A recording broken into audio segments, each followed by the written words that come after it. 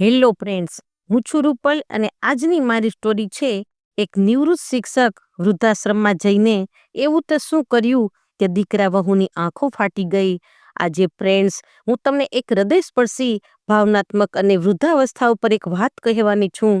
એક મોટા શહેરના મધ્યમાં એક જૂનું વૃદ્ધાશ્રમ હતું. આ વૃદ્ધાશ્રમમાં અનેક વૃદ્ધ પુરુષો, સ્ત્રીઓ રહેતા હતા. બધા કોઈને કોઈ દુઃખના માર્યા અહીં ભેગા થયા હતા. પણ અફસોસ બધાને એ હતો કે જેમણે જીવનભર સંતાનોને ઉછેર્યા, એ સંતાનોના ઘરમાં મા બાપ માટે રહેવા જગ્યા નહોતી. અને આ વૃદ્ધ મા બાપ એકલવાયા થઈ ગયા. બધા વૃદ્ધો અનાથાશ્રમમાં સંપીને રહેતા, એકબીજાને ટેકો કરતા અને સેવા કરતા. આ આશ્રમમાં રામશંકરભાઈ પણ હતા. આ રામશંકરભાઈ એક શિક્ષક હતા. પોતાની જુવાનીમાં તેનું એક નામ હતું, ખૂબ લાગણીશીલ માણસ. રામશંકરભાઈ પોતે, પત્ની અને એક દીકરો, આવો તેનો સંસાર હતો. દીકરો 9મા ધોરણમાં ભણતો ત્યારે રામશંકરની પત્ની બીમાર પડ્યા અને ટૂંકી બીમારીમાં તે કાયમ માટે દુનિયા છોડી ચાલ્યા ગયા. પછી તો રામશંકરભાઈની જિંદગીની કસોટી ચાલુ. પણ તે હિંમતબાજ હતા.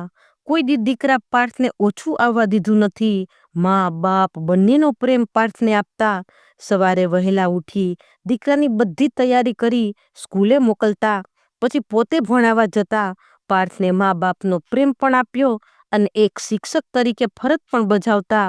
રામશંકરભાઈ સમયના એટલા નિયમિત હતા કે કોઈ દિવસ દીકરાના ઉછેરમાં કચાશ નથી રાખી, કે કોઈ દિવસ પોતાના કાર્યમાં નથી કમી આવી. આવો તેનો વ્યવહાર હતો. પાર્થને ભણાવી ગણાવી એક સારો એન્જિનિયર બનાવ્યો. એક મલ્ટીનેશનલ કંપનીમાં નોકરી મળી. હવે રામશંકરભાઈ નિવૃત્ત થઈ ગયા છે. પાર્થના મેરેજ પણ કર્યા. ઘરમાં વહુ આવી. પહેલા જેવું જ ઘર આનંદ કિલોલથી ભરાઈ ગયું. પણ આ આનંદ કેટલા દિવસ. દીકરો વહુને લઈને મોટા શહેરમાં ચાલ્યો ગયો. રામશંકરભાઈ ફરી એકલા.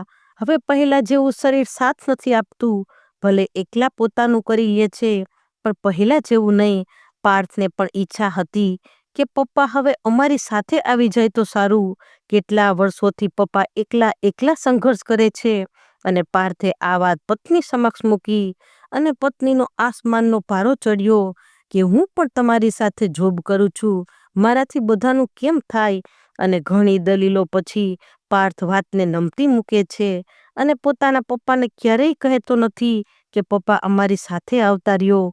અને રામશંકરભાઈ પણ એટલા સ્વમાની હતા કે કોઈને ના ગમતું હોય તો ખોટું બોજ બની કોઈની માથે ના પડવું જોઈએ. વર્ષમાં એકવાર દીકરાની ઘરે આટો દેવા જતા, પણ દીકરો પણ વહુની બીકથી વધુ રોકાવાનું કહેતો નથી.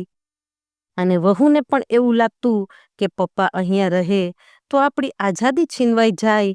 આપણે આખો દિવસ ઘરમાં રહીએ એટલે ઘરમાં પણ મને સંકોચ લાગે. અને રામશંકરભાઈ સમજુ હતા. વહુનું મોઢું અને વર્તન જોઈ સમજી જતા અને 2-3 દિવસમાં બિચારા નીકળી જતા.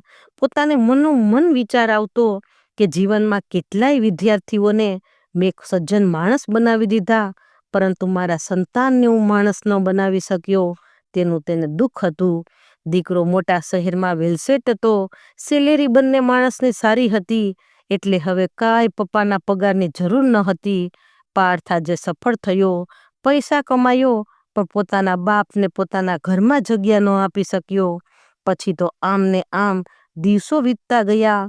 રામશંકરભાઈ પોતાના બચાવેલા પૈસા બેંકમાં જમા કરતા ગયા. પોતે એકલા વાપરી કેટલું વાપરે. કોઈએ સલાહ આપી કે આમ એકલા રહેવું ક્યાં સુધી, હવે દીકરા સાથે જતા રહો. એકલા રહેવામાં માલ નથી, કાયમ આપણું શરીર સાથ થોડું આપે છે. ત્યારે રામશંકરભાઈ તેના જીગરજાન મિત્રને દીકરા વહુની વાત કરી અને તેના મિત્રને પણ આંખમાં આંસુ આવી ગયા કે આટલા સંઘર્ષ પછી મારા મિત્રની આવી જિંદગી. અને તેને વૃદ્ધાશ્રમની સલાહ આપી. અને એક દિવસ એવો આવ્યો કે રામશંકરભાઈ વૃદ્ધાશ્રમમાં ચાલ્યા ગયા. ઘરને તાળું લાગી ગયું. સાથે પત્નીનો ફોટો લેતા ગયા. જ્યારે આશ્રમના ટ્રસ્ટીને ખબર પડી કે રામશંકરભાઈ અને આપણા આશ્રમમાં, ત્યારે તેને રામશંકરભાઈનું ખૂબ સન્માન કર્યું અને આવતા વેત રામશંકરભાઈને હેન્ડલિંગ કરવાનું કામ આપી દીધું અને રામશંકરભાઈ ખૂબ ખુશ થયા. પછી તો એક પછી એક દિવસ આશ્રમમાં વિતાવા લાગ્યા. સિનિયર સિટીઝન સાથે ખૂબ મજા આવે છે, તહેવારો ઉજવાય છે અને પોતાની બેંક બેલેન્સમાંથી આજુબાજુના ઝૂંપડપટ્ટીના બાળકોને ખવડાવે, ભણાવે અને ગરીબ લોકોને ધન ધાન્ય અને ઘરનું પૂરું પાડતા. એક દિવસ આશ્રમમાં દીપોત્સવી ઉજવણી થવાની હતી. બધા વૃદ્ધો પોતાના સંતાનોની રાહ જોતા હતા. આજે સવારથી કોઈનું કોઈ સગું આવતું હતું. કોઈની દીકરી મીઠાઈ લઈને આવતી, કોઈનો દીકરો આવતો, બધાને કોઈનું કોઈ હતું. પણ રામશંકરભાઈનો દીકરો પાર્થ નહોતો આવ્યો. આજે તે સવારથી ઉદાસ હતા, કેમ કે આગલે દિવસે રાતના 11 વાગે દીકરાનો ફોન આવ્યો કે પપ્પા, મારે કામ ખૂબ હોય, હું નહીં નીકળી શકું. એવા હંમેશા બાના બતાવતો. આવતા વર્ષે હું જરૂર આવીશ, સોરી પપ્પા. રામશંકરભાઈને હતું કે દીકરા વહુ અને પૌત્રીનું મોઢું જોવા મળશે, પણ બિચારાને આ દિવાળી પણ એ જ રીતે એકલતામાં પસાર થવાની હતી. બધા પોત પોતાના આનંદમાં રચ્યા હતા અને રામશંકરભાઈ બિચારા બનાવટી દાંત કાઢતા હતા. પણ અચાનક આ શું? એ રાત્રે ઝૂંપડપટ્ટીના નાના બાળકો, સ્ત્રીઓ, પુરુષો બધા રામશંકરની નજીક આવ્યા. આજે બધાના હાથમાં નાની મોટી મીઠાઈ હતી. રામશંકરભાઈની તો આંખો ફાટી ગઈ.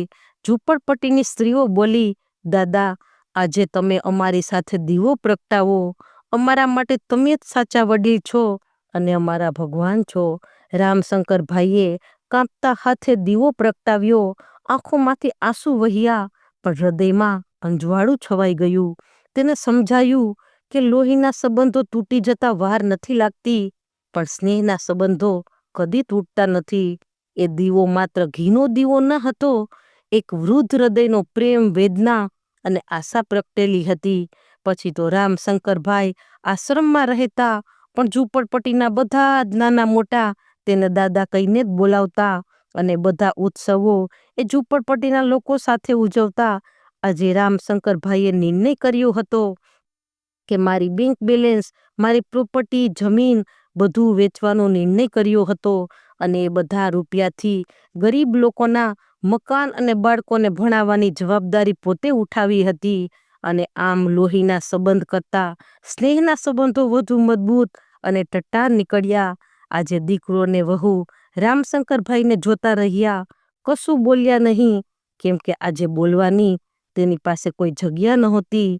આ વાર્તા પરથી આપણે એ શીખવાનું છે કે વૃદ્ધાશ્રમમાં સાચો આધાર પૈસા કે વૈભવ નથી, પરંતુ સંતાનોનો પ્રેમ, સાથ અને સન્માન છે. તો ફ્રેન્ડ્સ, જો સ્ટોરી ગમી હોય તો like, share and subscribe. Thanks for watching.